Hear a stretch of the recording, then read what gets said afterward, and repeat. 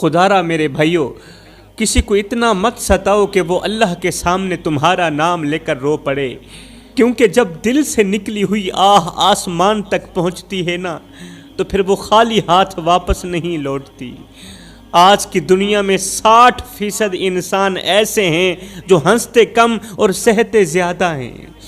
ہر چہرہ مسکراتا ضرور ہے مگر اندر سے بکھرا ہوا ہوتا ہے۔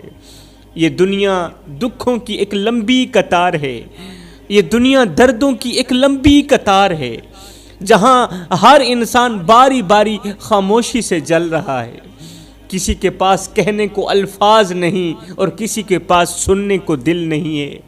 اس لیے خدارا کسی کے زخم پر نمک مت چھڑکو، کیونکہ تم نہیں جانتے کہ وہ دن میں پتہ نہیں کتنی بار ٹوٹ کر خود کو جوڑتا ہے۔ آج ایک دکھی انسان کو پوری رات نیند نہیں آتی، جب بھی آنکھ لگتی ہے تو کوئی نہ کوئی فکر اسے جھنجھوڑ کر اٹھا دیتی ہے۔ وہ کروٹ بدلتا ہے تو تکیہ گیلا ہو جاتا ہے، آنسو خاموشی سے بستر میں دفن ہو جاتے ہیں، پوری رات روتے ہوئے گزرتی ہے۔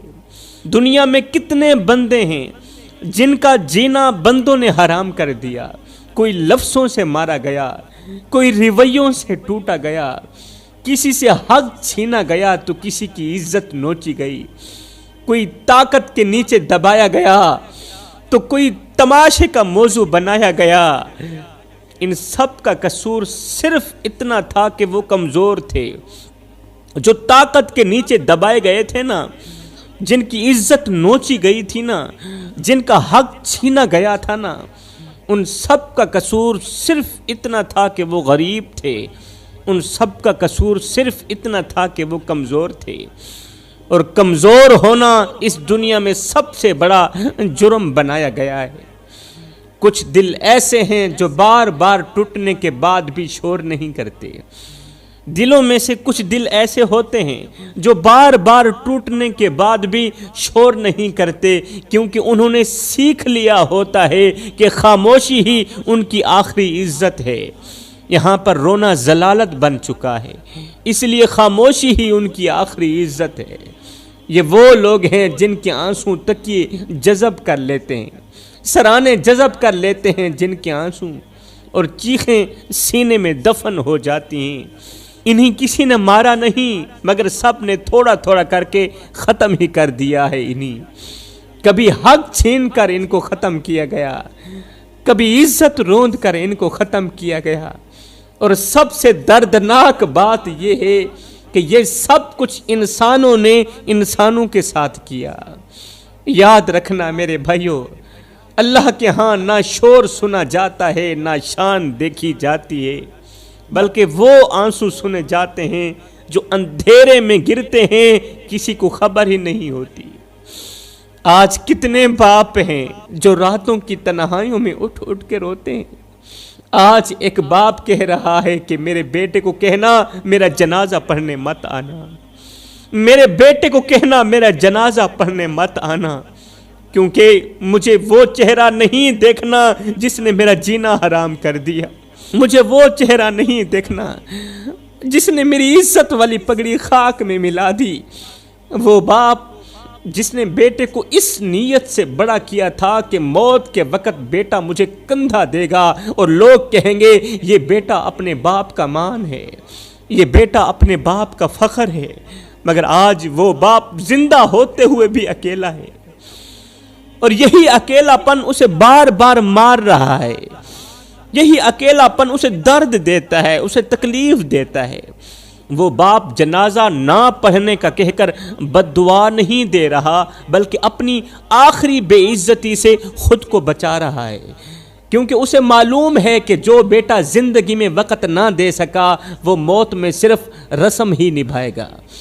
جو جیتے جی میری عزت نہیں کر سکا، جو جیتے جی مجھے مقام نہیں دے سکا، وہ موت کے وقت مجھے کس طرح مقام دے سکتا ہے، وہ موت کے وقت مجھے کس طرح عزت دے سکتا ہے۔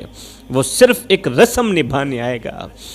ایک بوڑھا شخص قبرستان کے اندر آہستہ چل رہا تھا اور سوچ رہا تھا کہ اگر یہاں پر میری قبر بن جائے تو شاید یہ جگہ مجھے قبول کر لے گی۔ ایک بوڑھا شخص تھا، آہستہ آہستہ قبرستان کے اندر چل رہا تھا اور سوچ رہا تھا اگر یہاں پر میری قبر بن جائے، یہ جو جگہ ہے یہاں پر میری قبر بن جائے تو شاید یہ جگہ مجھے قبول کر لے گی۔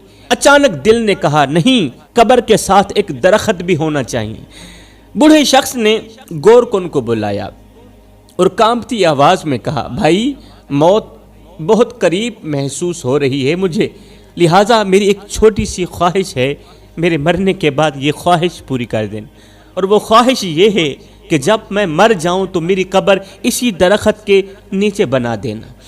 جب میں مر جاؤں نا تو میری جو قبر ہے وہ اسی درخت کے نیچے بنا دینا، مطلب چھاؤں میں میری قبر ہونی چاہیے۔ یہ سن کر گورکن چونک گیا، کہنے لگا بابا جی یہ کیسی خواہش ہے، میں زندگی میں پہلی مرتبہ ایسا سن رہا ہوں، اگر اس خواہش کے پیچھے کوئی کہانی چھپی ہوئی ہے تو ضرور سنائیے۔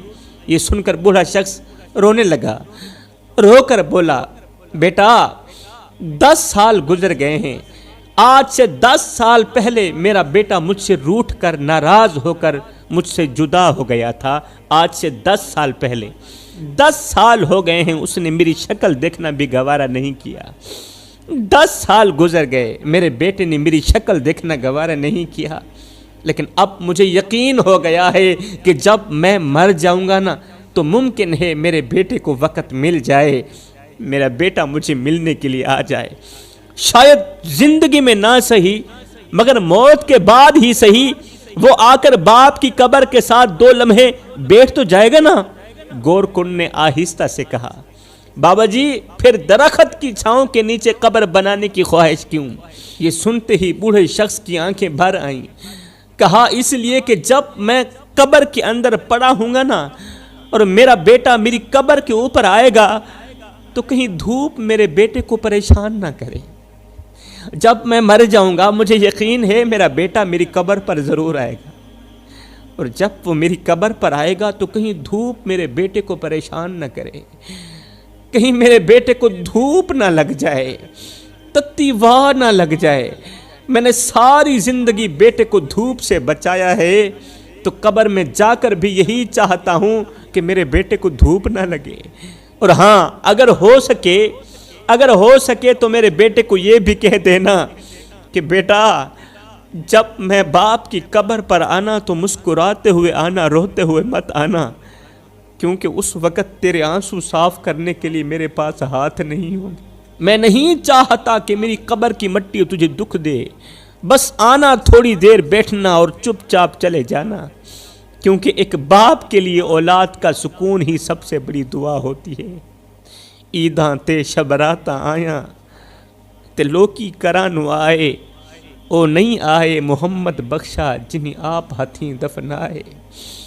لیکھاں وچ وچھوڑے رہ گئے، رو رو اتھروں تھوڑے رہ گئے، کسے بھی میرا حال نہ پچھیا، ہاتھ بھی میرے جوڑے رہ گئے، پتر ہن تے آ جا ہن گل چلا، کیونکہ زندگی دے دن تھوڑے رہ گئے، لیکھاں وچ وچھوڑے رہ گئے۔